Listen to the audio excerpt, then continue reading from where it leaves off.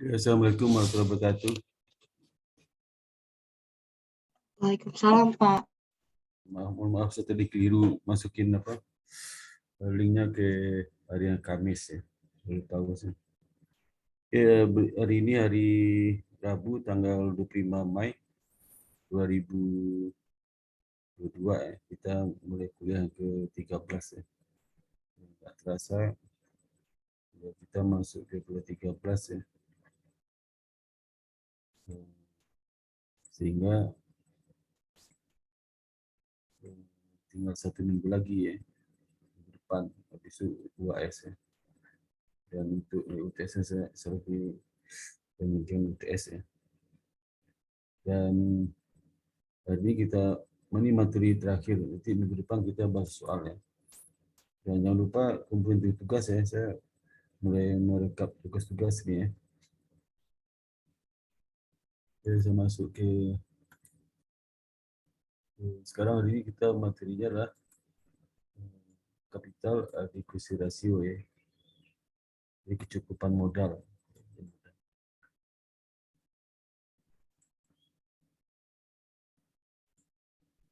Jadi rasio kecukupan modal ini penting bagi lembaga perbankan ya.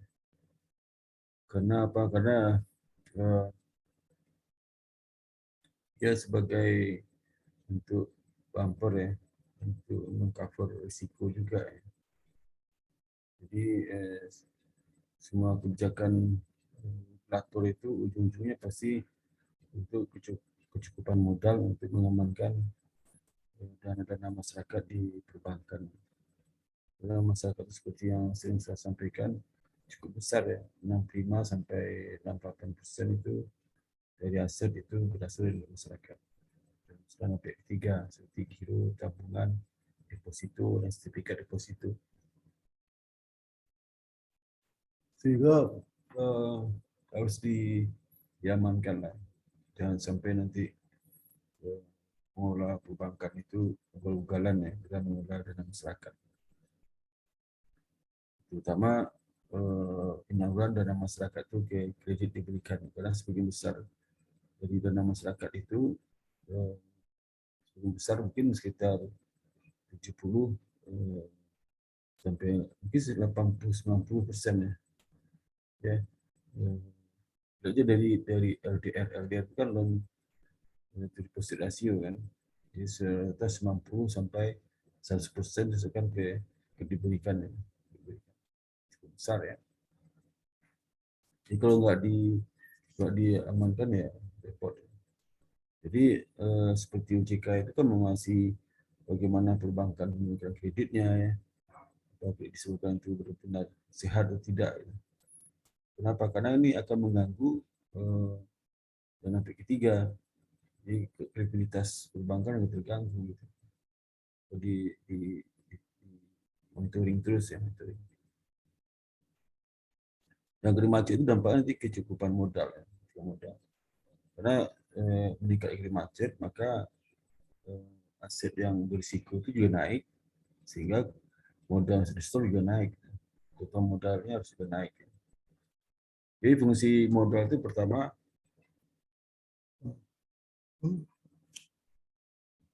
untuk memproteksi lembaga keuangan dari solvency risk. Jadi solvency risk itu kemampuan perbankan itu memiliki kewajiban jangka panjangnya. Dan kedua untuk melindungi deposan atas simpanannya yang tidak dijamin dari eksternal operator Indonesia BPS. Jadi tidak semua dana masyarakat itu dijamin oleh BPS ya, dan jumlah tertentu ya. Jadi kita lihat seperti misalnya BRI ada 1.600 triliun ya aset. Di jumlah itu diberikan mungkin sekitar 65% dari 1.200 mungkin 600 ya. 1.000 triliunan, 1.000 triliunan. Dan masyarakat itu yang dari 1.200 triliun dana pihak ketiga itu ya 1.000 triliun itu tidak semua dijamin oleh PS karena PS itu juga punya kemampuan terbatas juga. kalau kita lihat aset LPS hanya berapa triliun aja kan. Untuk memproteksi klaim dari dana asuransi juga keuangan pajak.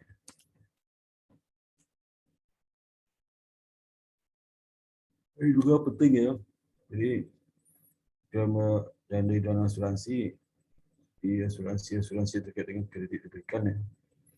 Itu kan biasa debitur membayar ke bank untuk pembayaran premi asuransi. Dan juga pajak. Keempat, untuk memproteksi lembaga keuangan dari kenaikan premi asuransi. Ya. Untuk membiayai investasi pada sektor real lainnya. Nanti kita bahas kaitan kapital modal dan insolvency risk. Dan bagaimana capital adequacy dalam commercial banking.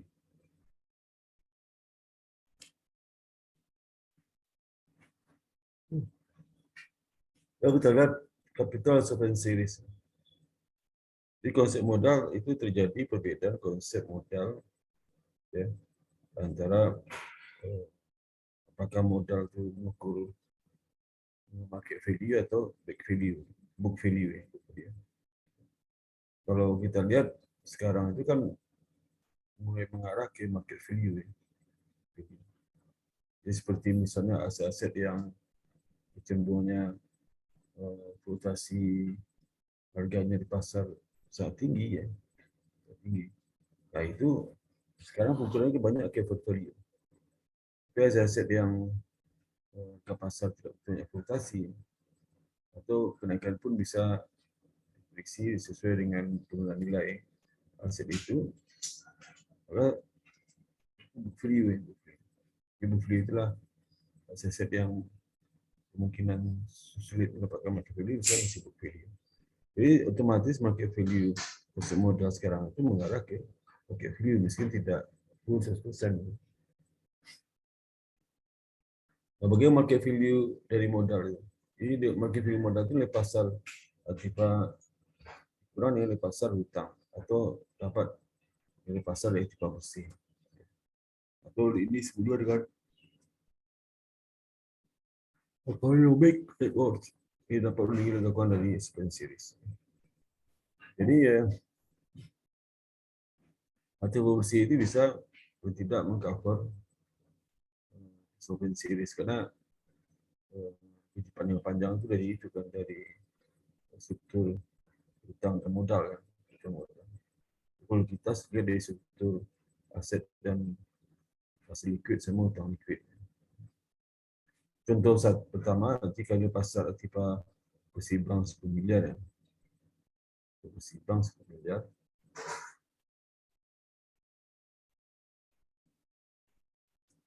Ini sama tipe long term security 20 miliar tambah dengan tipe long term loan. 40 miliar dikurangi dengan liability 90 miliar. Dia dapat atau bersih 10 M. Ini berdasarkan dari pasar, ekuitas bank dapat melindungi bank di ekspansi. Karena asetnya lebih besar pada liability.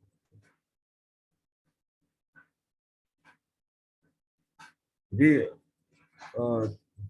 ukuran nilai solvensi perbankan tentu saja beda dengan nilai solvensi dari industri lain ya. Kalau di perbankan ukuran solvensinya lebih rendah ya. Kita masih ada trust. Tapi kalau bank istilahnya lebih tinggi.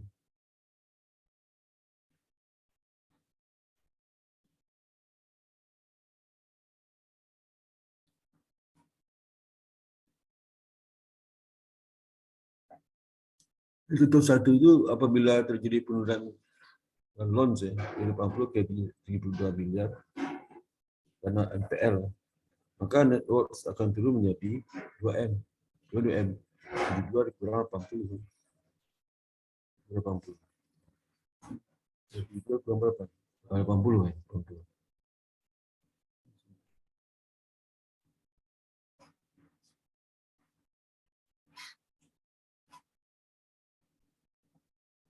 Jadi Jadi 20 tambah 7 berapa? 72 kurang hutang 90. Dapatnya 2M. Jadi bila loan turun sebesar 12 miliar, 80 jadi 80 miliar, maka net worth-nya akan negatif 2M. Itu insolvensi. Jadi dengan market value of capital yang tinggi dapat melindungi dari insolvensi risk. Itu pentingnya modal ini.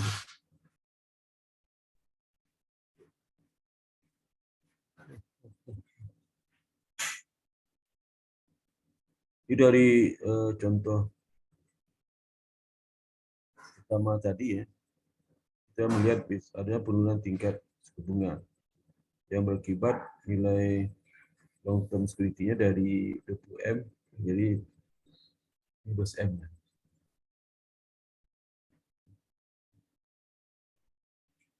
Jadi kalau tadi long term security 20M jadi 15M bisa contoh. Nah, 20M ini long term security, aktif long term security ya. Itu long term security maksudnya. Aktif long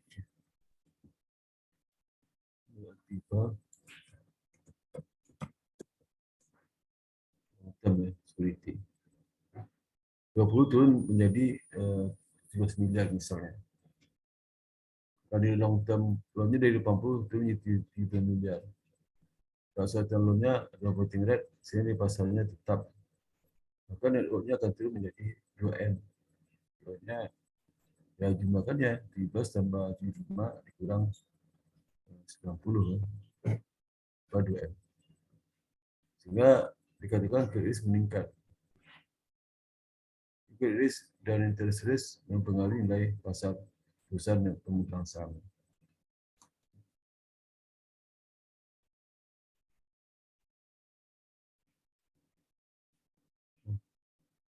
Itu nama dendeng. Ya. Dan book value of capital. Jadi kita sudah bicara mengenai konsep market value of capital. Gitu.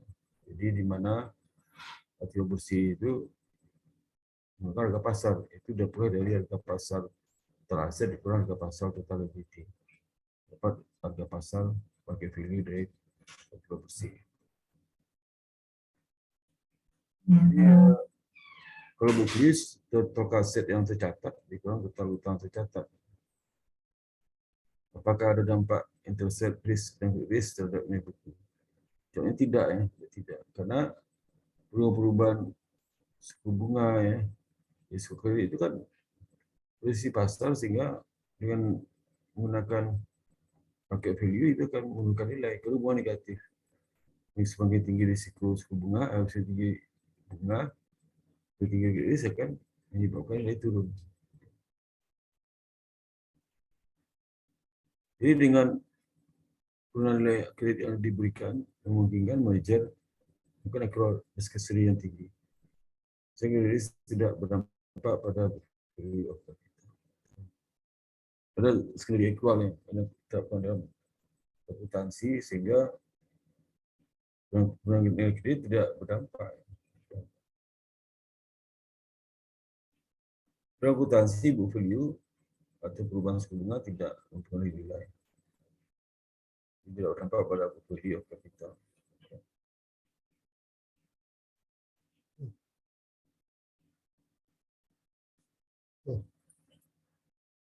Karena book value itu yang tercatat di aset utang modal.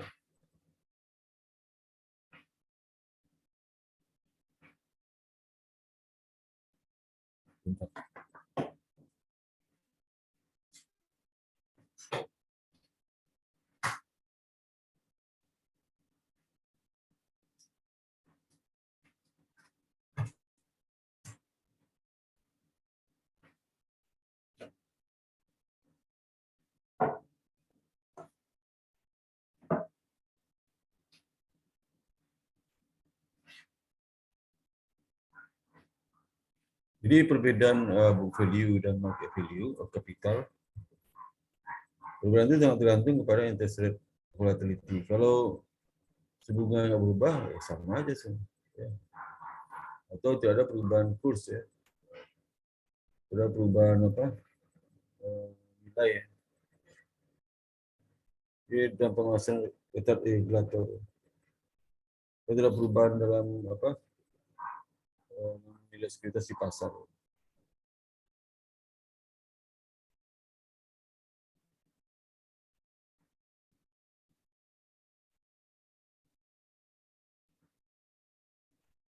Makin tinggi volatility bunga, maka tinggi perbedaan market value.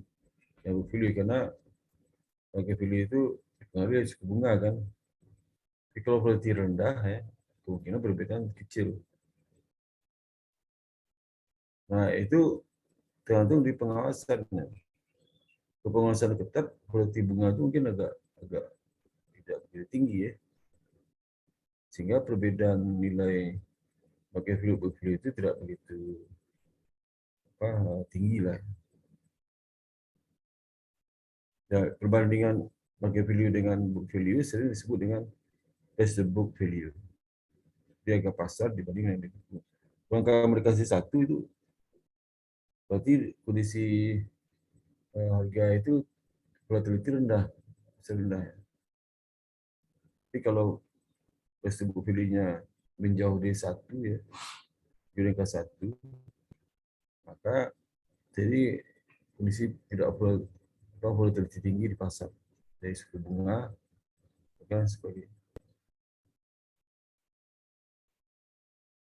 Nah, untuk apakah nilai pasar sama nilai buku yang harus dicatat di dalam akuntansi, kajian laporan keuangan, itu ada beberapa argumen yang pro dan tidak setuju. Ya. Kalau tidak setuju itu, setuju market value, itu sulit diimplementasikan. Ini kelompok-kelompok yang dimana beranggapan nilai itu sudah buktinya. Ya. Nilai evidensinya cukup. Kalau market value kan evidensi sulit ya. Jadi semua sekarang kan untuk bukti itu gampang.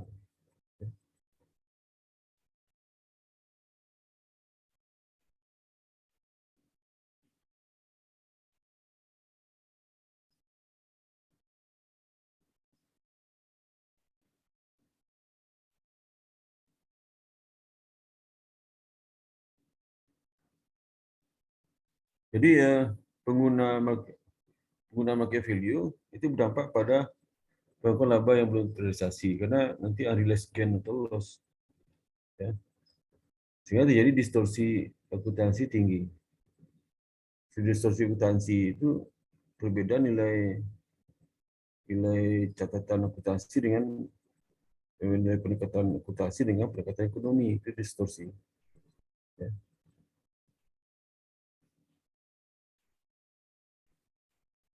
Jadi lembaga keuangan akan keberatan memberikan kredit yang berisiko. Karena kalau berisiko kan nanti berdampak kepada nilai aktifanya kan, sehingga menyebabkan apa? Permodalannya turun, sehingga punya kewajiban lagi. Itu yang sebabkan kenapa market value itu akan sulit diterima gitu. Ya. Untuk item tertentu, selama market value seperti sekuritas pada investasi pada sekuritas, ya. Itu sudah dilakukan oleh mereka. Dan apabila harus laporkan dengan market value akan menggambarkan perubahan kualitas kredit dan bunga.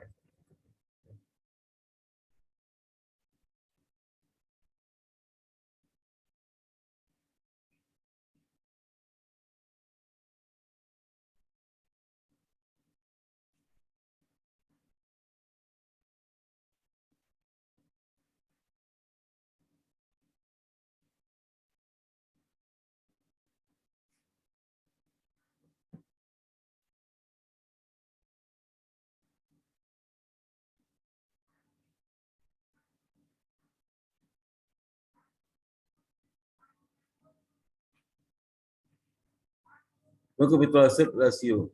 Jadi capital kecukupan modal dalam industri banking ya. Industri yang terkait dengan apa penggunaan dana masyarakat ya.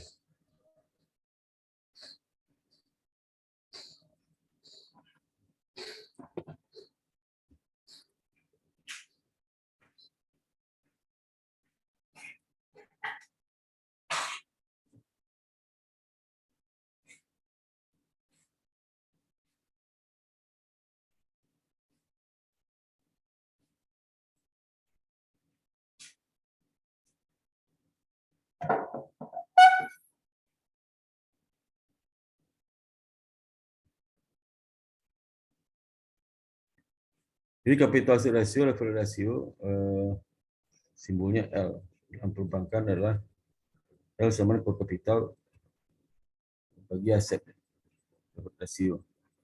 Ini modal inti dibagi total aset. Core capital itu ekuitas saham biasa, tambah saham istimewa, tambah hak monetary interest kalau perusahaan konsolidasi ya. Atas neraca konsolidasi. Ya. Dan ada kelemahan bila leverage digunakan di kapital, adequacy kapital juga modal ya. Pertama, apakah dia belum masukkan unsur market value. Ya. Kedua, aset risk belum dimasukkan. Balance sheet juga harus dimasukkan. Ya. Jadi apakah dimasukkan atau tidak. Jadi market value apakah dipakai atau tidak. Dan aset risknya digunakan atau tidak.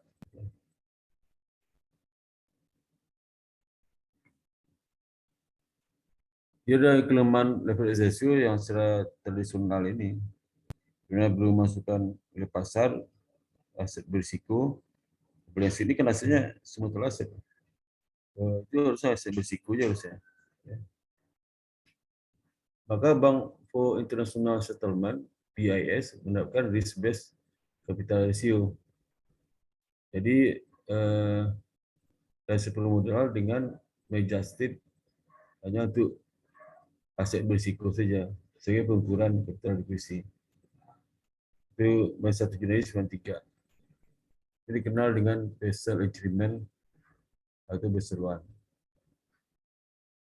Dalam Basel I ditambah dengan penerapan personal risk dalam capital requirement dan mengupdate credit risk dalam Basel I oleh BIS dengan mengajukan Basel of Agreement Basel II efektif mulai 2006 ya. Basel II ini ya. Ada perubahan. So, sekarang udah Basel 3.5 ya. Basel 3,5 ya. 5 atau 4. Nanti cek lagi ya. Nah, dalam Basel II itu ada 3 pilar untuk mengamankan sistem keuangan. Ya. Jadi kalau 3 pilar, satu pilar ini goyah ya, sistem keuangan akan berbincang juga. Sebenarnya apa itu?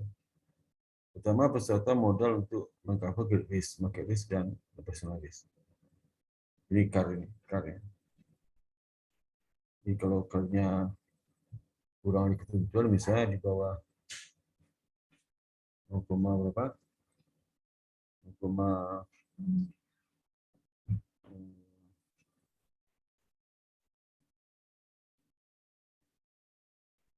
ya, maka dikatakan bank itu posisi lemah gitu, sehingga akan mengganggu sistem keuangan secara keseluruhan. Yang kedua, menentukan minimum capital requirement 8%. Minimum 8%. Ya. Kalau beserta modal, sudah minimum berapa persen ya. Misal 8%, kalau seandainya aset berisiko ada sekitar 100 triliun, maka 8% kali 100 triliun berapa? 8 triliun kan. Jadi minimum modalnya sebagai 8 triliun. Itu seperti itu. Dan memberikan pedoman bagaimana mengungkapkan struktur permodalan, risk exposure, dan capital secara retail.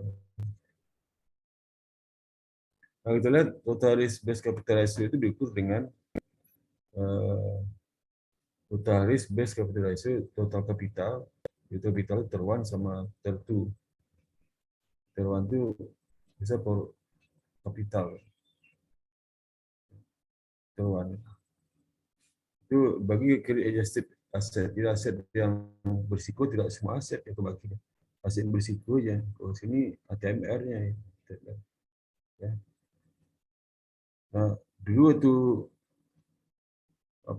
Basel One itu hanya pembaginya ATMR kredit aja, sekarang udah 3 kan. ATMR kredit, ATMR personal risk, dan ATMR terkait dengan ini ini 3 ini market risk ke pasar. Nah, bisa itu 8%, tapi kalau menggunakan core capital itu minimal 4%. Ini tabel core capital teruan, ini sejarah. Jadi kita harus tahu, meskipun sekarang udah berubah, kita harus tahu sejarah. Komponennya ada core capital teruan, itu untuk core capital ini minimum sama atau lebih 4%, 4%. Kemudian common stock equity itu tidak ada limit ya, terbatasi, ada masih minimumnya. Karena qualifying kumulatif dan kumulatif virtual stock itu batas sampai 2% ya dari jumlah saham biasa.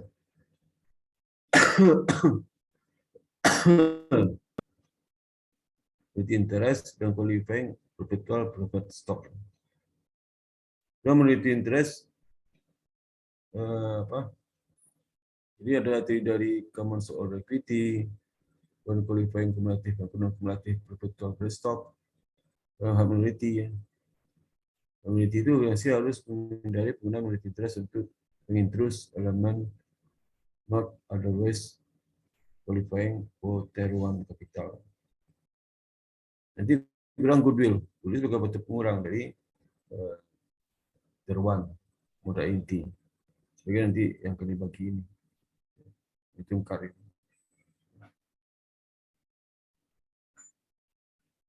Nah, Tier 2 apa?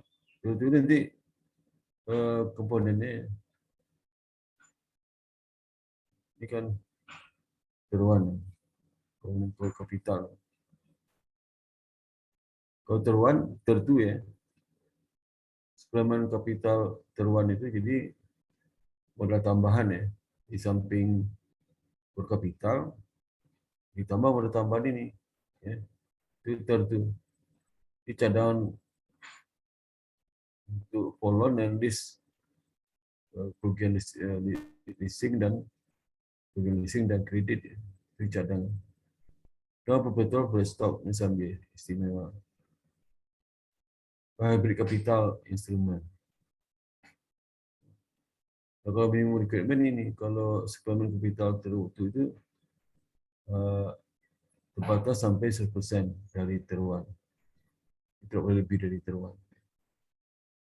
Lebihan ya, ketinggian.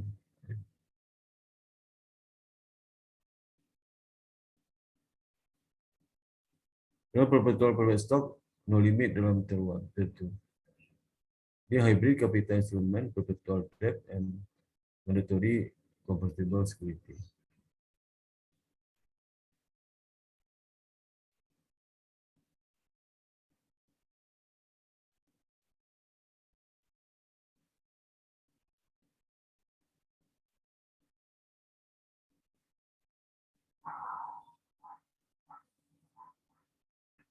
Nah, itu kurang subordinate debt dan intermediate term preferred stock. Jadi subordinasi ini utang yang lunasi setelah utang lain telah lunas. Misalnya utang subordinasi itu utang A, utang B itu subordinasi utang A. Utang belum lunas, utang B nggak bisa lunasi.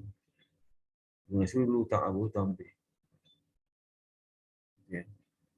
Dan revaluation, revolusi, revaluation. Ketik. Bisa itu.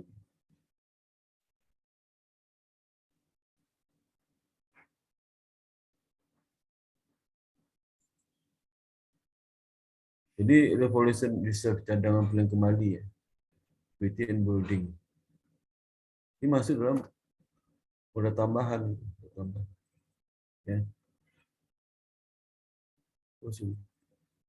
Cadangan pilihan kembali itu tidak termasuk, not include. See, because disclose my defaulted and case. Nggak masuk, ternyata ini nggak masuk karena apa? Karena substansi ekonomi nggak ada perubahan sebenarnya terhadap nilai. Kan itu hanya pilihan kembali itu menyesuaikan nilai buku sampai sekarang. Tapi barang itu juga kita nggak sebenarnya. Kalau dikurang nanti dikurangi dengan investment in unconsolidated subsidiary. Bisa reciprocal holding of banking organization capital security. Sebagai aturan umum, as a general rule, part of the aggregate investment will be deducted from Tier 1 capital and one off from Tier 2 capital. Okay. Kemudian ada deduction pun lain seperti misalnya subsidiary atau joint ventura, ya. Itu kan oleh supervisory authority ini untuk supervisory otoritas kita di OJK. Ya. Juga kasus per kasus sebagai matter of policy after formal rulemaking. Itu kapital keluar tambah itu dikeluar deduction from dapat dia sama atau lebih 8% dari weighted risk asset. Tidak boleh di bawah 8%. Nah, kategori modal sesuai ketentuan Basel I ya. You will capitalize, dianggap pemodal sangat baik ya. Itu apabila total risk based ratio di atas 10%. Dan juga teruannya risk based ratio 6%. Itu totalnya. Kalau leverage ratio 5%. Dan adekusi kapital itu minimal 28% total risk based ratio-nya. Total Tier 1 risk based ratio 4%.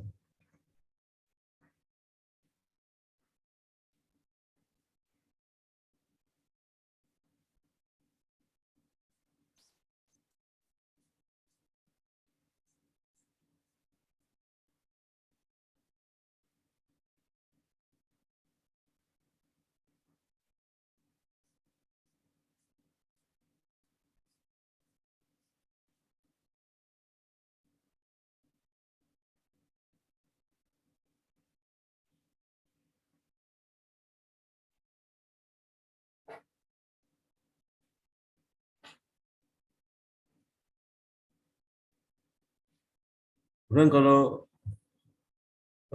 teruan risk based ratio itu di bawah 4%. Kalau yang dibagi itu mode inti ya. Ratio yang konvensional di bawah 4%. Kalau kapitalis berarti kemudian tidak cukup di bawah standar. Di bawah 8%, di bawah 4%, 8%. Kalau significantly under capitalized itu sudah kalau di bawah 6% sudah signifikan kita cukupan modalnya itu. Dan critically under capital 20% ini biasa peringatan ini. Bang.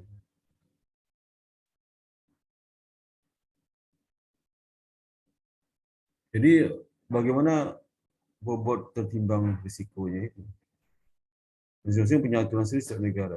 Tapi kalau di Basel I itu kategori pertama cash, sebagai riset bank, sebagai itu tersebut OECD, pemerintah dan sebagainya ya. Itu 0%, risiko 0. Jadi kategori seperti SMK 90 penagihan, OECD, pemerintah, dan terbang, deposit, guarantee claim. Nah, itu OECD bisa bisa di nol, bisa ada kalau dia terlambat. Ya. Nah, ini itu 20% ketimbang.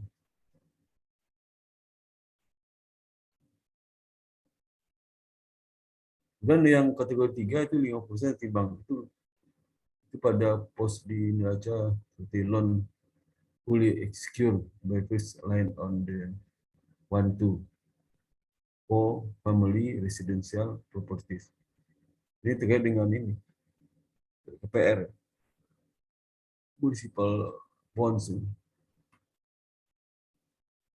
Kalau kategori 4 ketimbangnya 100%.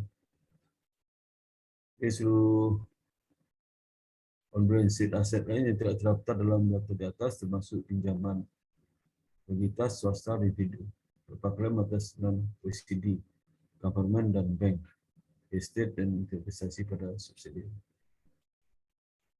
Nah, kalau tidak contoh, kan kita hitungnya. Contoh.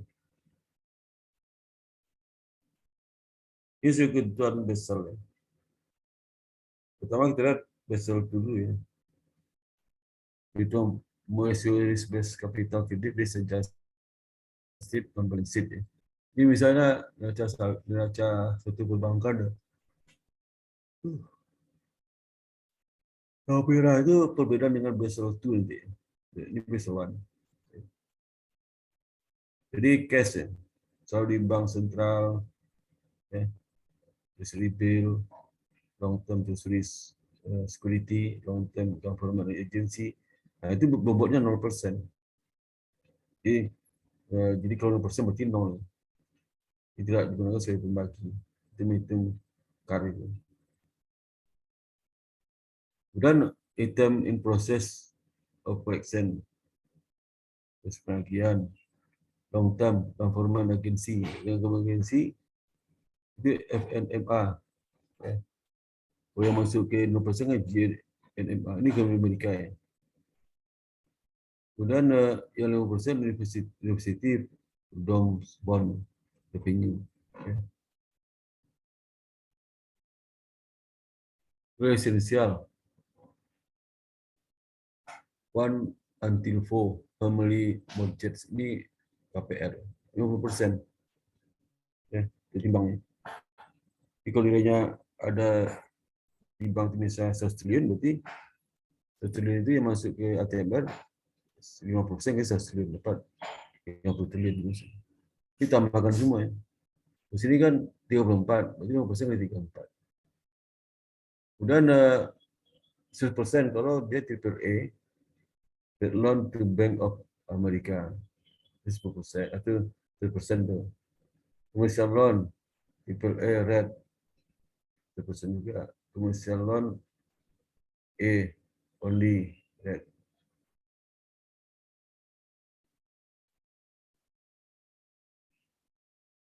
Commercial loans triple C, itu juga. Dan di loan pinjaman kepada negara ketiga B plus red. Dan premise equipment itu semuanya 100%. Kemudian reserve for loan loss, kerugian karena cadang itu ini apa tidak masuk ya di nol. Kita namanya apa KPN.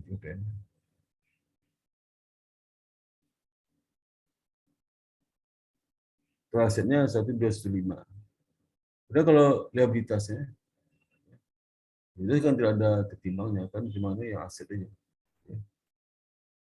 Bagi aset ke kapital bagi aset. Ini asetnya tertimbang.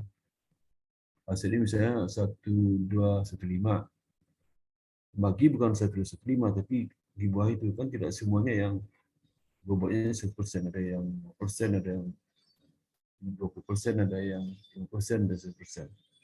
Maka pasti nilai pertimbangan di bawah itu, di bawah 1+5. Semakin sedikit kita baca tuh, ada baru begitu.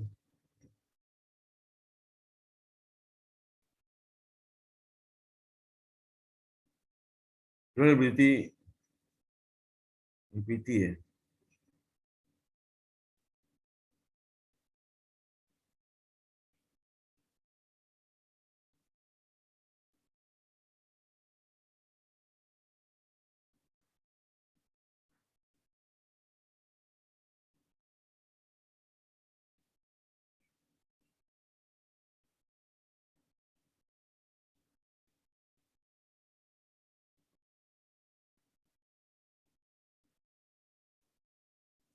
Ngantuk banget sama pagi ini.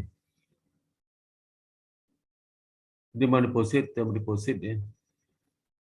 Sertifikat deposit, Fed fund purchase, kemudian dana bank sentral, convertible bond, debt bond, perpetual private stock, retained earning.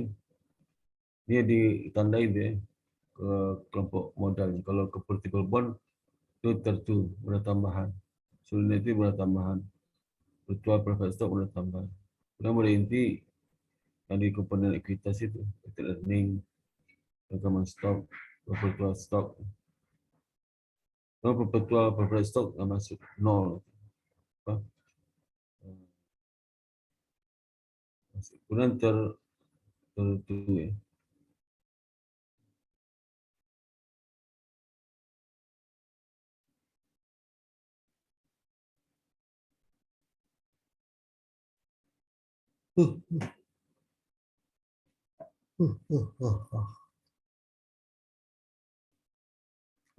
Di samping itu bank ini juga memiliki on off balance sheet. Balance sheet itu bobotnya 100% sama 0%.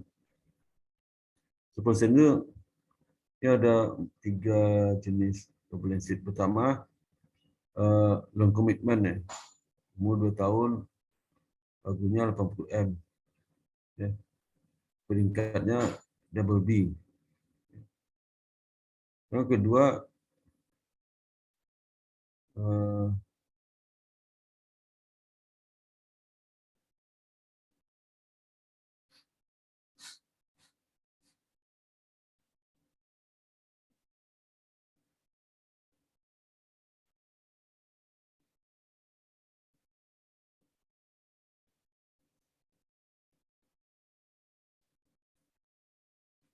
kemudian juga ada direct credit ya. Substitute standby BLC ya, BLC. Triple B red. Lagi 50 miliar dolar commercial letter of credit commercial LC ya. Lebih juga. Itu nanti saldo itu dikali 100%. Jadi, 2 tahap deh. Pertama, potensi menjadi aset itu menjadi utang berapa persen. Jadi 1% itu dikali dengan 100%. 2 kali. Dan yang kedua, one fixed floating interest rate swap untuk 4 tahun ya.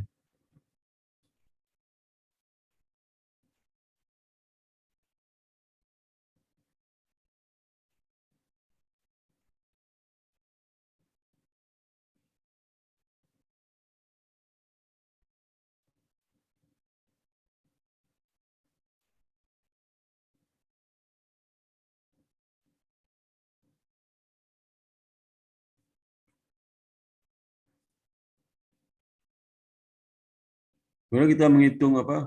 Pertama kita lihat ATM dulu. ATM itu credit risk adjusted ya. Pertama aset ATM itu kita hitung ya. Yang 0% itu kan nilainya 8, cash, saldo bank 19, 60 sama 50 kan. Sama 42. 42. Kali 0%. Kalau 20% itu ada 3 item. 10, 20.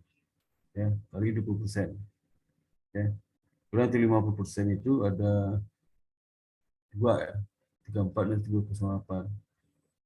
Ini. Kemudian yang berikutnya lah 1%. 1% itu itemnya 5, 390, 208, 22 dan 10. Sampai 22. Jadi 34 ya. 34, 208 sama 75. Ada 3. 3 ini. 34, 208, 75. Dan 1%-nya ada 3 ya. Nih. 1, 2, 3. 1 commercial loan 10 tambah 108 tambah 23. Ya. Itu 1%, 3. Kemudian yang paling tinggi itulah itu reserve for loan loss.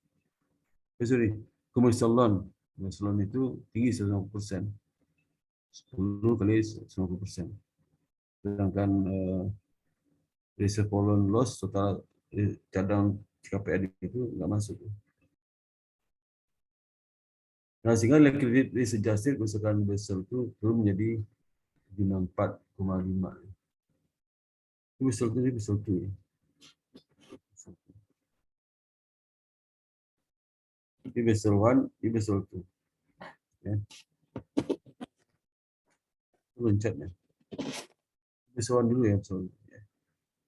Jadi ya, maka dengan nilai buku open sheet sebesar 1215, liquidity adjusted lah 949. Jadi dari jumlah 1215 ini yang aset berisiko lah 849. Ya. Itu terwan. Kalau tertu ini yang bedanya yang warna merah itu. Ya. Betul. Itu berapa? 50%. Ini maksudnya 20% digeser 20%. Salon itu. Salon masuk mana? Salon itu maksudnya salon. Itu 100. Ya. Oh ini maksudnya mana salon? Maksudnya ke 90, jadi 100 kan. Jadi dengan Basel II ini lebih menguntungkan manajemen perbankan itu. Saya akan mendapatkan nanti kalian lebih tinggi.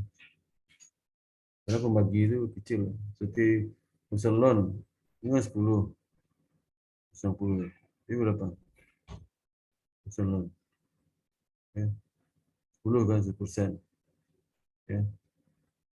Nah, ini naik nih. Ini naik dari 100% jadi 150%. Bedanya. Obligatif tidak ada perbedaan dan obligatif ada perbedaan.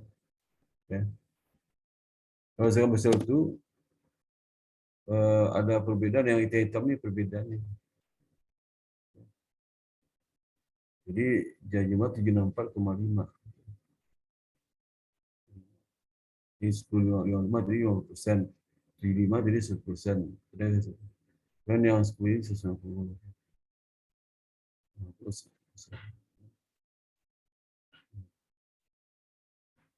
Jadi kan 100.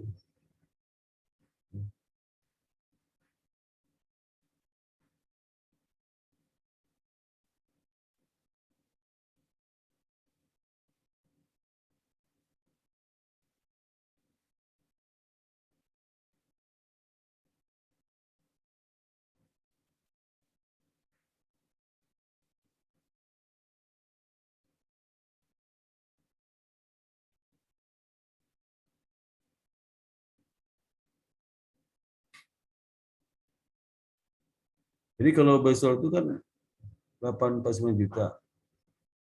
Jadi lebih tinggi kan, lebih tinggi itu menyebabkan karnya turun. Mereka membagi. Besok itu registrasi turun sehingga karnya naik. Ya. Karena ada beberapa perubahan klasifikasi kategori tadi 100% jadi 50%, jadi 50% 20%. Tadinya 50 jadi 120%. Nah, bagaimana mengkomposisi off balance sheet ini? Basel 1. Jadi pertama ini off balance sheet ini. Komposisi ke itu ke mana ke ini ke aset on balance sheet dan utang on balance sheet. Ini kan off balance sheet. Itu bersih ke on. Nah, kalau untuk penjualan pembelian kembali instrumen itu 100%. Ya, ambil risiko. Titik apa risiko tertimbang. Kalau direct kredit institusi, SNBLC 100% juga. Kumulatif SNBLC 50%. Posisi tidak digunakan dalam komitmen 20%. Komersial LC 20%. Rangkaian acceptance 1%.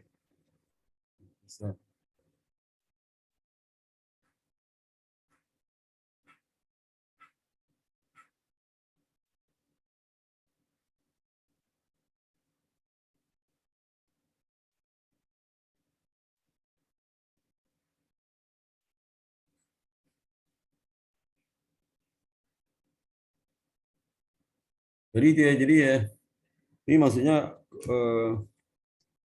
balance sheet ya,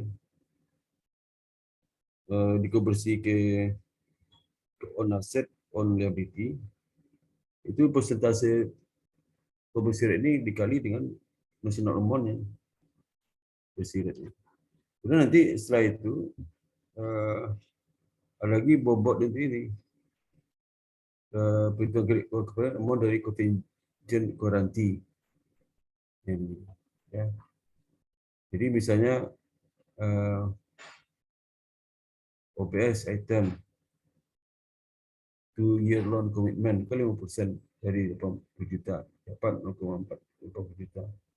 CBLC 100% plus 10 juta. Wholesale loan CBLC 20% 50 juta. Ini kan.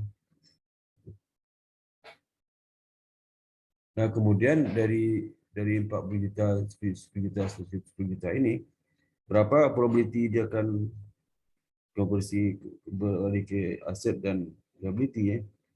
Nah, ini ada rumusnya. Kalau ini konversi dari obligasi ke aset ya. Bukan apa? Ini bukan bobot risikonya. Ini dua langkah ini. Pertama, national amount itu obligasi konversi ke aset. Nah, konversi ini ya. Ada 1%, 2%, 3%, 2%. Di jumlah itu ketimbangnya berapa? Jadi kan baru konversi ke aset. Oke. Ke aset. Ketimbangnya berapa? Buat ketimbangnya. Cuma satu ya. 2 years loan commitment, CBLC, commercial loan 1. Ya. Itu kalau apa? Kalau ini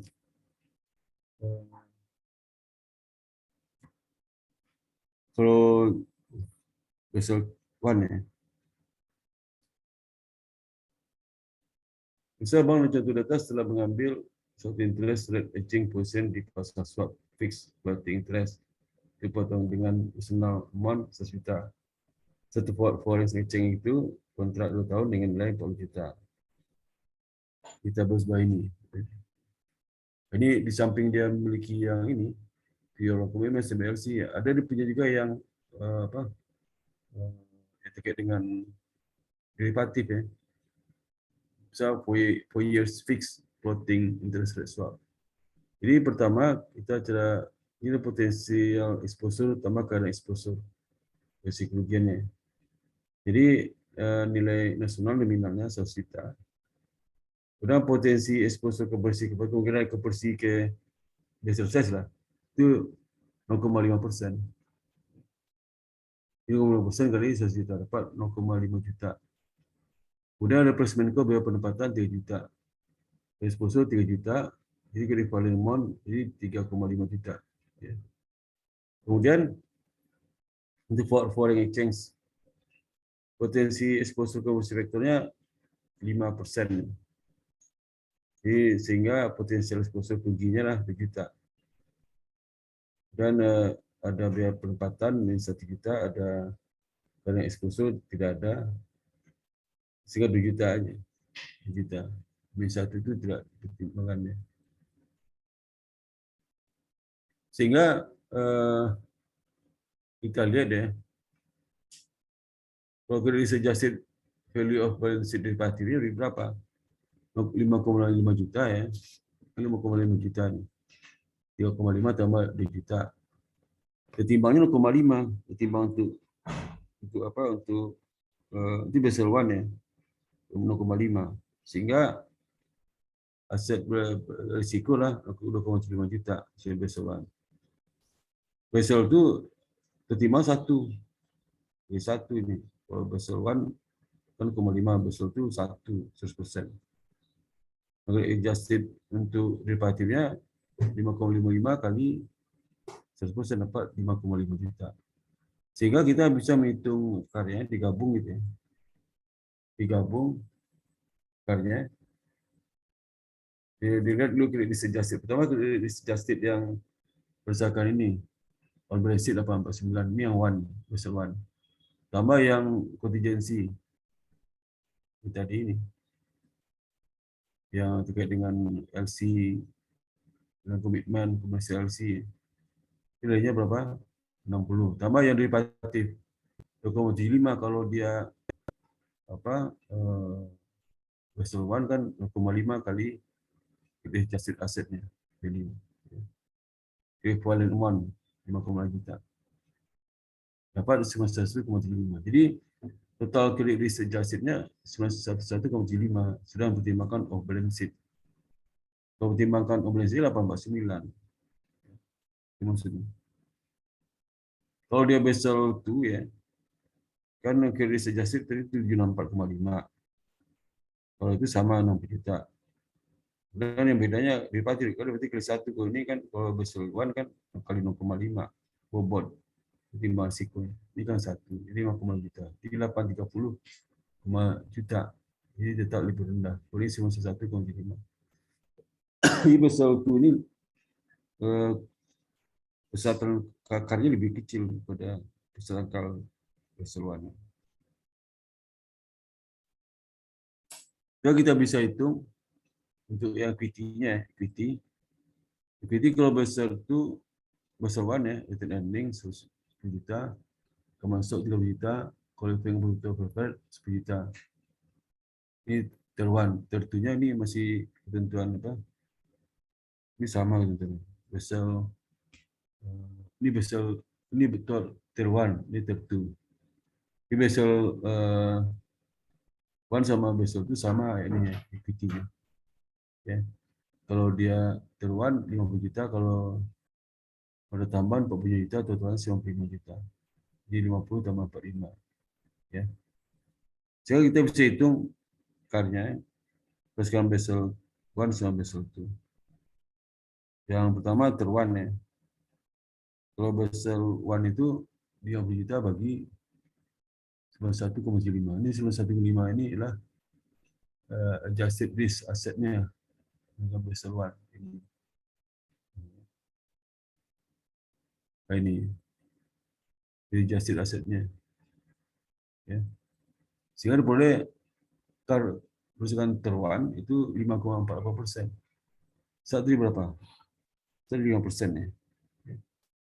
Kalau Basel itu 50 juta bagi 830 juta, jadi lebih gede. Ini lebih kecil. Basel 1 lebih besar. Ya. Oh sorry. Jadi adjusted lebih rendah ya.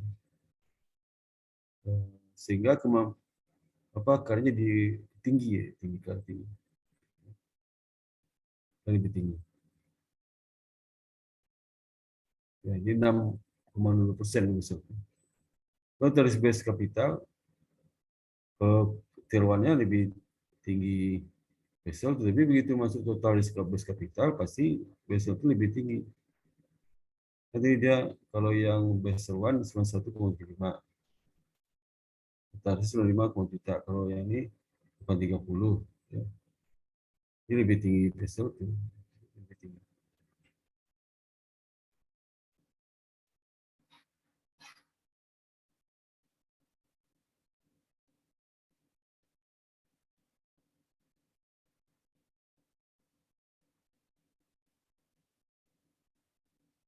Basel itu lebih tinggi juga sih. Basel itu lebih tinggi tier-1-nya. Basel pasti lebih tinggi lah ya. Lebih tinggi. Ya. Sama modal. Ini bukan mengurangi, jadi memperberat itu persyaratan permodalan. Sorry, saya tadi beringat sama perberat ya. Ini tier-1 core capital. Ini rumusnya, tier-1 itu hitung core capital bagi credit risk adjusted asset. Kalau yang total risk based capital, total capital tier-1 tambah tier-2. Ya. Ini nggak ada risk based capital ratio yang menggunakan apa modal tambahan, nggak ada. Jadi yang ada core capital, total capital dan total capital. Core capital tambah supplementary equity ya. Tambah. Nah, bagaimana kalau Bank Indonesia ya?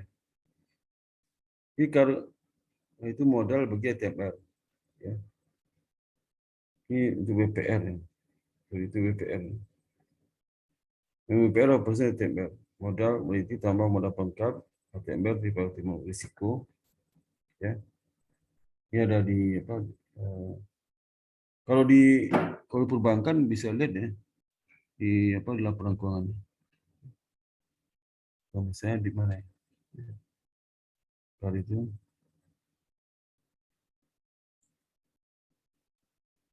bentar.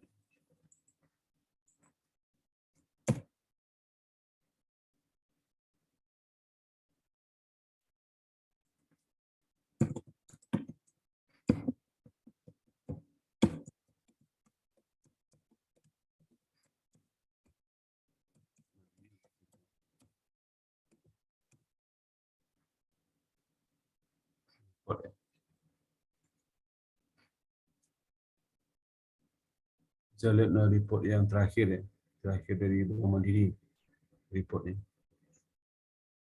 Ini 2021 ya, 2021. Saya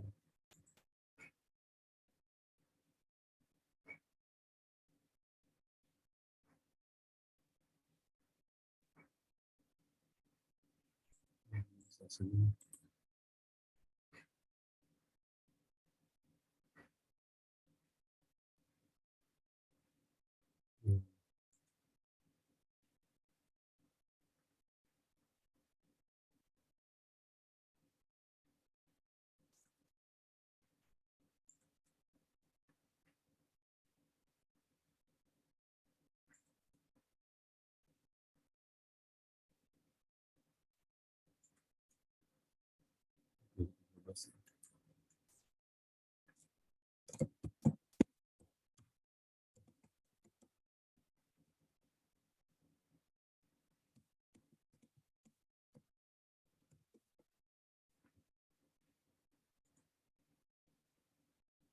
Jadi reportnya ya.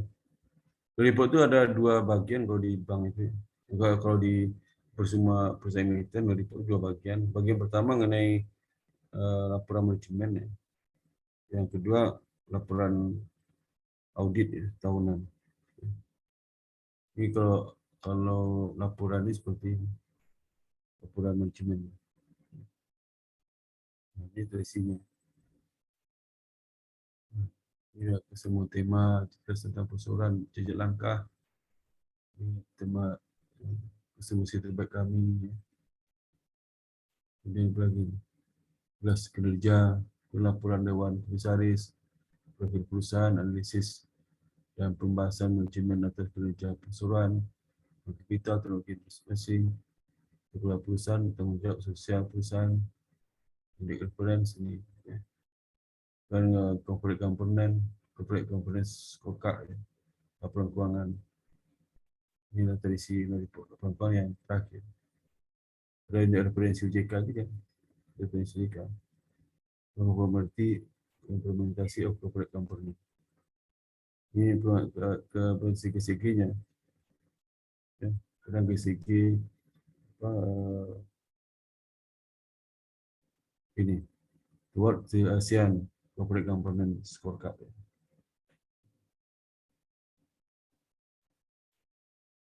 Sedikit sini.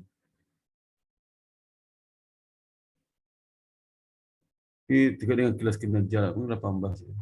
Nomor 18 ya. Kinerja. Jadi kalau mahasiswa menghitung KAR itu biasanya udah ada di sila keuangan. Ini kelihatan nggak? Sorry, kelihatan nggak? Berapa kelihatan nggak ya? Halo? Halo? Masih PPT, Pak. Masih PPT, Pak. Iya, sudah.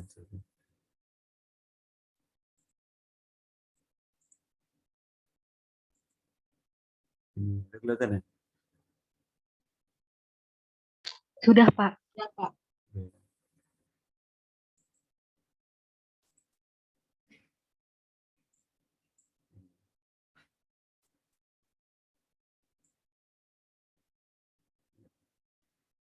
Kita lihat yang ini udah isinya ini.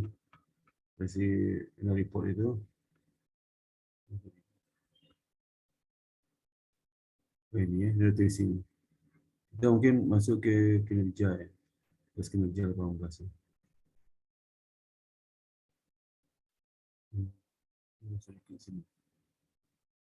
pada nasi keuangan kerja masuk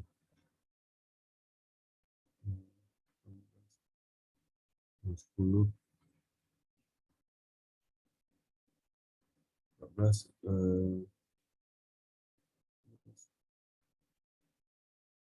nah ini kelas kinerja ya. Selesai kelas kinerja itu dia melihat nasi keuangan ya. Yang penting 2020, ini kan 2021, dibandingkan 2021, 2020 konsolidasi ya 8,3% ya dari total aset ya. Sampai ketiga konsolidasi 83 triliun ya. Konsolidasi hasil konsolidasi 1.429 triliun asetnya. 1.429 triliun. Kemudian dapat ketiga segmen komersial banking besar 9,8%. Ya. Jadi naik di hasil konsolidasi naik 8,43%. Ketiga naik, kemudian ketiga segmen corporate banking naik semua ya, naik ya. Jadi kalau ada bertiga naik itu maka pengaruh kecil banget nih Bank Mandiri. Ya. Dan tingkat kepuasan customer juga naik ya, 85,5%. Proses luar biasa ya. Kalau bebas income, bebas income kecil 2,9 naik, cuma 2,4 triliun ini bebas income ini. Dari 1.409 triliun hanya 2,4 triliun. Ini promote score 35.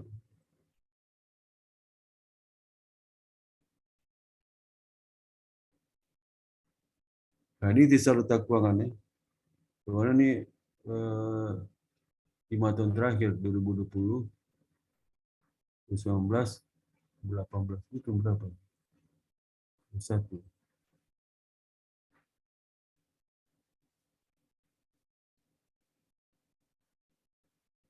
Itu berapa 2020 itu 21. Kopi.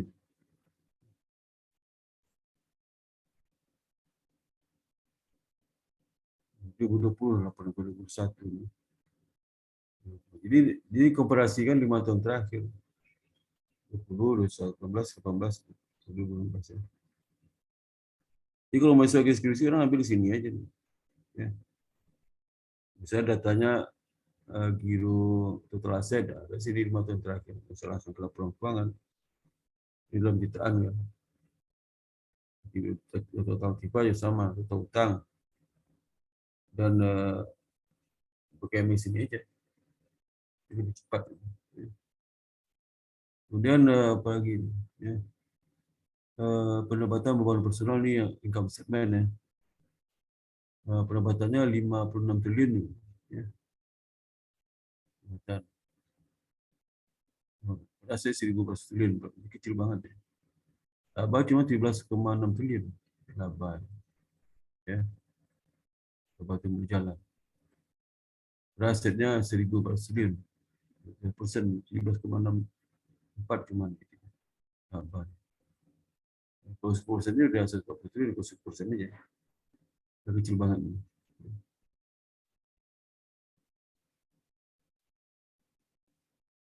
Modal lah, ini nasi keuangan. Ini modal. Resiko kewajiban tidak modal minimum ke PMM lah ini ya.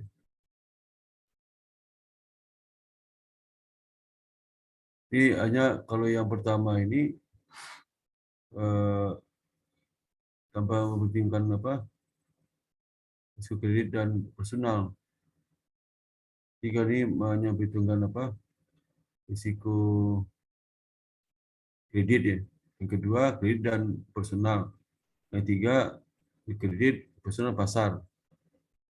Ini tetap terhadap modal. Jadi ada kalau kamu ambil karya yang utang ketiga ini 10%.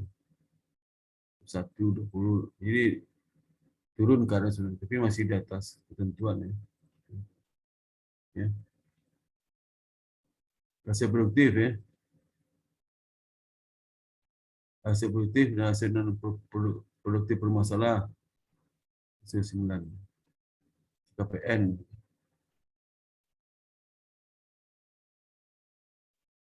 NPL-nya ada 3,9%, kalau internet 8,3%. Ya. ROA kecil kan 1,64%. Perbankan. Cuma dengan ROA kalau manufaktur ROA-nya 10%, 15%. Dan sedikit ROA-nya 5-10%, 5% lah. Ya. Kalau ROA bank itu 1,02%. Kecil banget.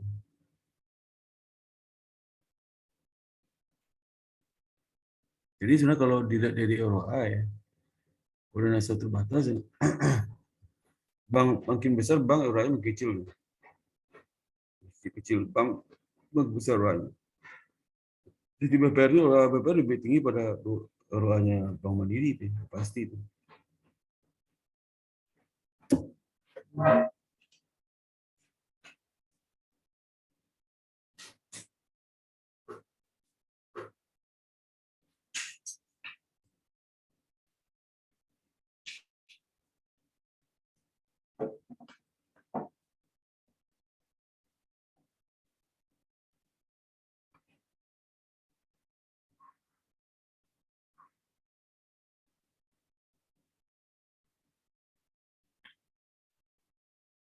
ROE itu udah besar 15% ya ROE-nya.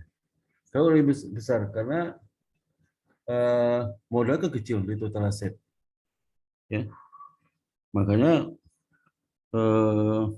dari segi pemilik bank ya, dia menerima kue cukup besar ya.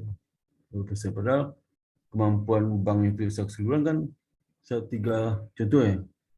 Misalnya untuk yang 2020 ya, kan 1,64% kemampuan. Tapi harusnya kan kalau dia bagi rata ke semua pemilik dana Pasifa itu, harusnya ROE-nya kan 1,64%. Tapi 9,3%. Artinya apa? Artinya banyak dari kelompok yang penyandang dana itu, dia menerima kurang 1,4%. Jadi di tabungan. Tabungan itu kan kurang 1,4% per tahun. Ya. Tabungan. Giro itu. Itu kecil. Kalau gitu. Ya, deposito mungkin lebih besar. Sehingga kekurangan itu masuk ke ROE. Itu luar biasa ini. Jadi ROE itu, jadi pemilik bank itu suka bikin bank. Bikin banknya. Ya. Karena orangnya cukup besar, walaupun orangnya kecil, tapi orangnya besar. Ya. 2,36% yang lihat ROA. Ya, ROA itu kan keseluruhan, tapi kan banyak kelompok yang di Pasifa itu tidak kebagian seperti yang dasar OE. Ini banyak nih kelompok yang nggak terima 1,64 ya. Sama contoh logika seperti ini. Saudara perusahaan itu ROA-nya 5%. Ada 3 kelompok penyandang dana. Kelompok A, kelompok B, kelompok C. Ya. Harusnya kan kelompok A, kelompok B, C terima returnnya kan 5%. Kelompok C itu dengan pemilik ya, pemilik. Dan kelompok A hanya terima 1%, kelompok B-nya terima 2%, berarti 3%. Kalau sama porsi sama. Berarti 5% dikurang, kan yang pemilik kan 5% dapat. Dia dapat limpah 2% dari itu. Dari yang tadi, dapat limpah berapa itu? Pasti dia dapat di atas 5%. Karena kelompok A nggak dapat 5%, 1% cuma. Kelompok B nggak dapat 5%, cuma 2%. Kelompok C yang terakhir masih banyak kebagian. Itu kenapa lebih besar, karena bank itu tidak membagikan return kepada masing-masing kelompok penyandang dana 1,64%, banyak tidak bisa 1,5%. Yang menikmati pemilik. Bopo lihat Bopo. Boponya tingkat efisiensi bank itu turun drastis dari 67 jadi 80%. Turun itu karena ada macet. Ada sebutkan banyaknya biaya bank lain yang muncul. Tadi udah bagus 66,48%, saja 80,03%. Ya.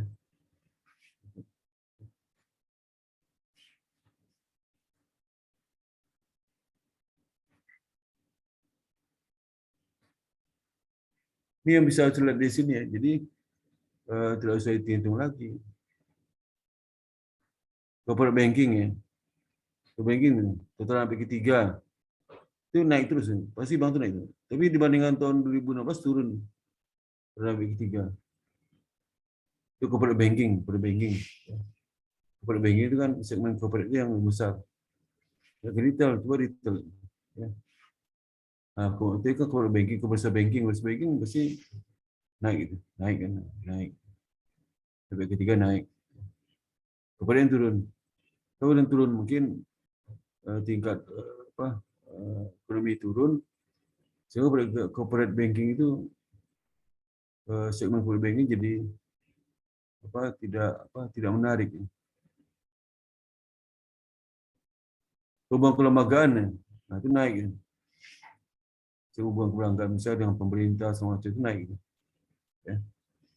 Corporate banking yang itu.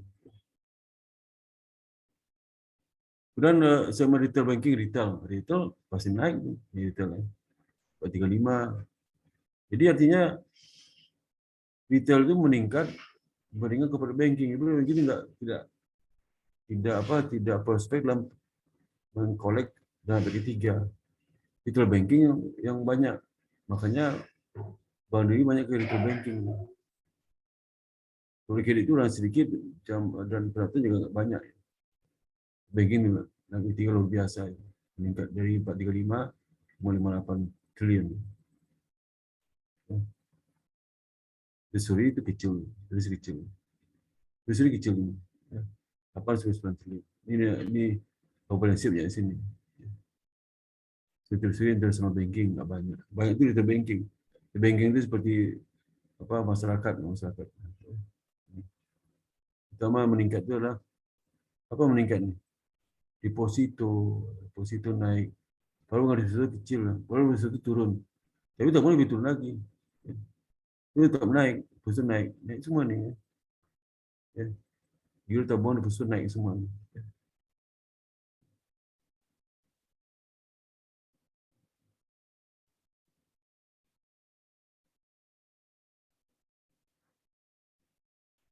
Harga saham, itu harga saham jambil sini, harga saham ini.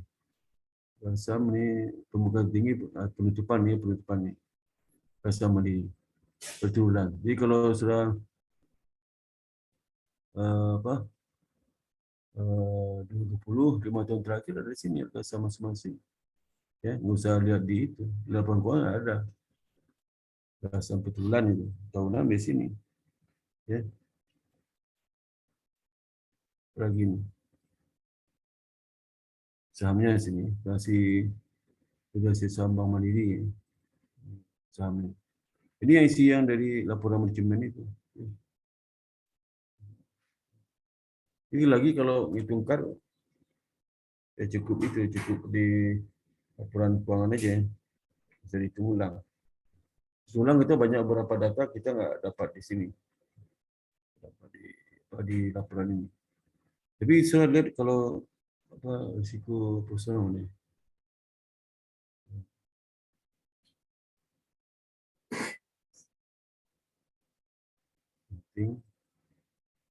Risiko lagi bukan risiko personal berapa, risiko pasar berapa ya.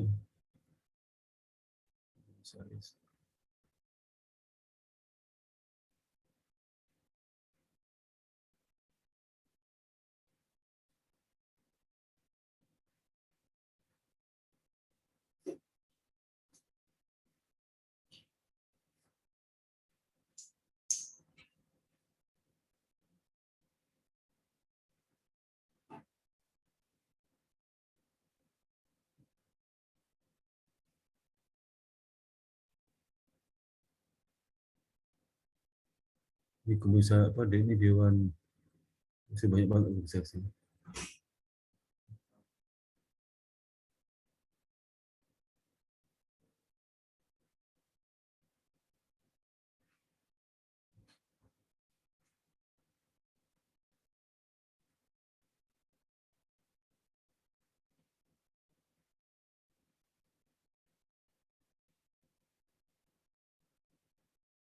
Udah itu Pak yang ada siklus itu ada juga.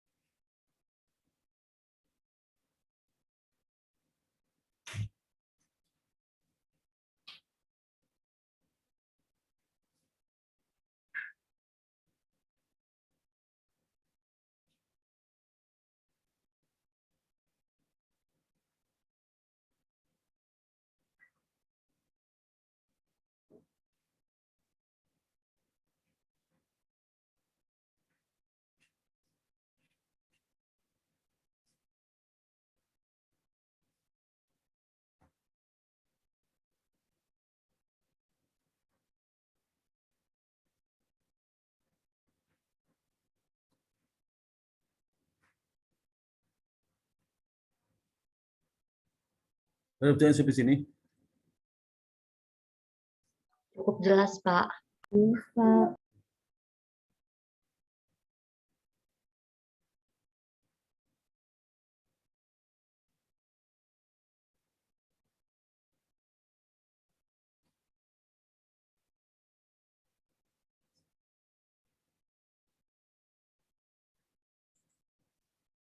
Oke, kalau ada pertanyaan lagi, saya itu ya Pak, absen semuanya.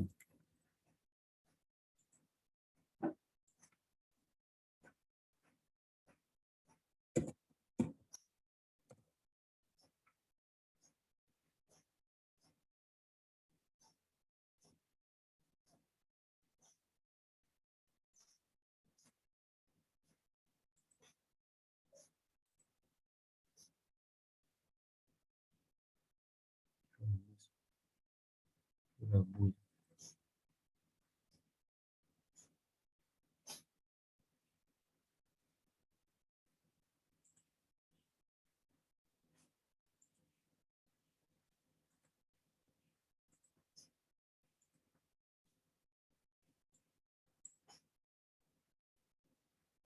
Kuliah ke berapa?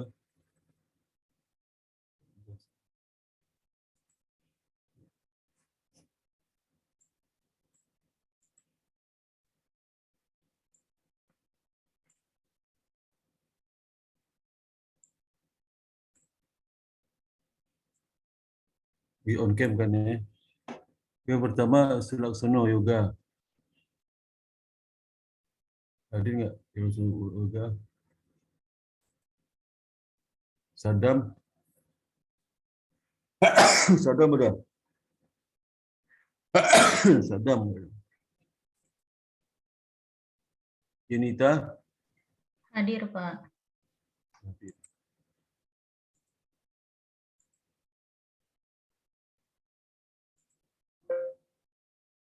Harley. Hadir, Pak. Regina. Hadir, Pak. Jen. Hadir, Pak. Rudi.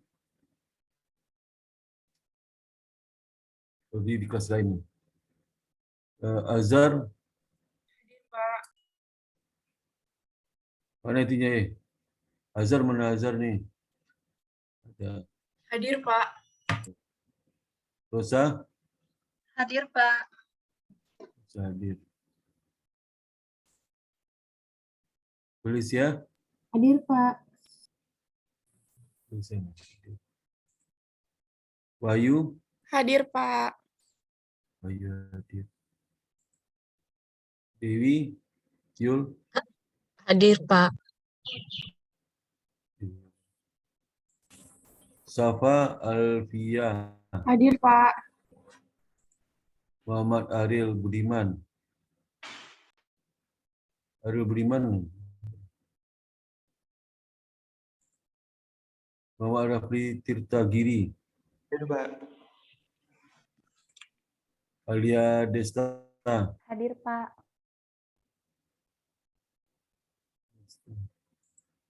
Maria. Hadir, Pak.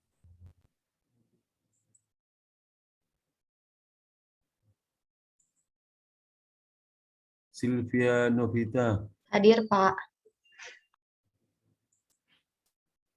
Macam mirip-mirip ya. Maya Trilestari, Hadir, Pak. Muhammad Aris, Hadir, Pak. Rangga,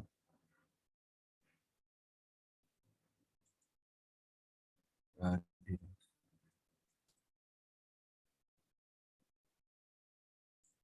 Rangga hadir, Pak. Rangga mana Rangga? Hadir, Pak.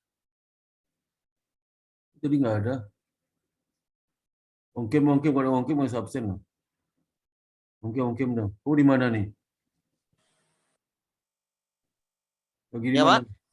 Di rumah, Pak. Wajahmu jangan separuh aja. Wajah utuh. Langkah lagi itu. Langkah lagi.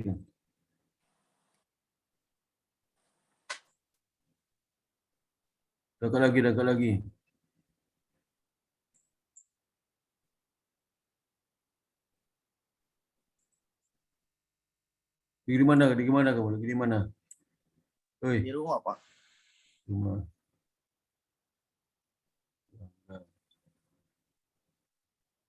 Rangga.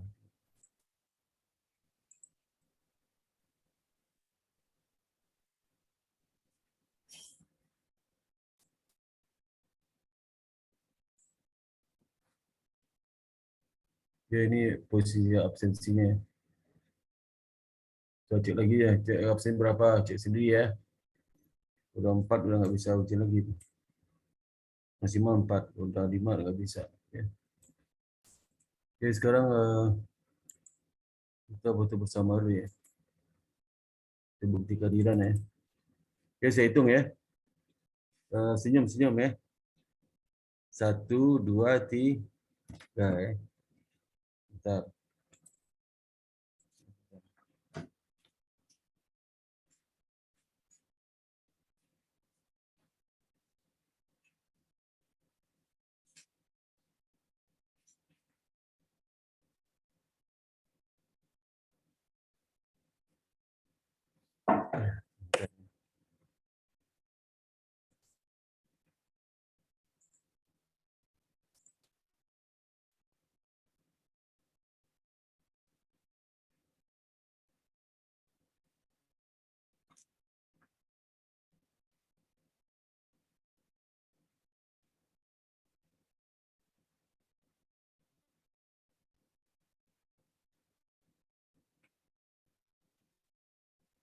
Oke, ini agak lama itunya apa? Agak lama loadingnya ya. WA ke laptop itu. Jadi kalau nggak ada pertanyaan lagi, ini saya akhiri kuliah hari ini ya. Ujian alhamdulillah. Assalamualaikum warahmatullahi wabarakatuh. Sampai ketemu minggu depan kuliah terakhir ya. Terakhir. Waalaikumsalam. Waalaikumsalam, Pak. Makasih banyak, Pak. Terima kasih, Pak. Terima kasih, Pak. Pak. Ya, sama.